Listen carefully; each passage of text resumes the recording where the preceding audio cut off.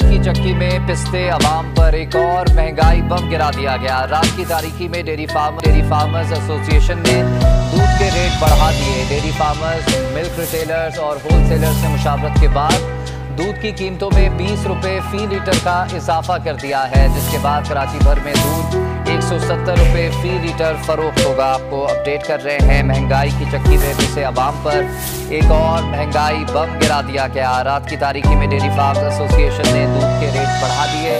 Dairy farmers, milk retailers और wholesalers ने मुशावरत के बाद दूध की कीमतों में 20 रुपये फी लीटर का इजाफा कर दिया है, जिसके बाद कराची भर में दूध 170 रुपये फी लीटर में फ़रोख्त होगा। आपको अहम खबर से आगाह कर रहे हैं। महंगाई की चक्की में पिछले अवाम पर एक और महंगाई का वार कर दिया गया। रात की तारीकी में डेयरी फार्मर्स एसोसिएशन ने दूध के रेट बढ़ा दिए, जिसके बाद कराची भर में दूध 170 रुपये फी लीटर फ़रोख्त होगा।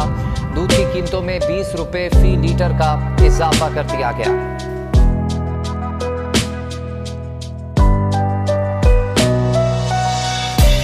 बिस्मिल्लाहिर्रहमानिर्रहीम। Mubashar Qadeer Abbasi, president DCFA Karachi. मेरे साथ प्रेसिडेंट गुल हसन सटार साहब भैंस कॉलोनी सर्कल से और तमाम डेयरी फार्मर भैंस कॉलोनी के और कराची के बैठे हैं। आज हम दूध के नए रेट का ऐलान कर रहे हैं। जो महंगाई की वजह से फार्मर रोज़ ब रोज़ दिवालिया हो रहा है। कल भैंस कॉलोनी में 6 से 7 फार्मर दिवालिया हुए। दूसरा नंबर बात, सबसे मेन बात यह है जो महंगाई है वो हद से ज़्यादा बढ़ गई है।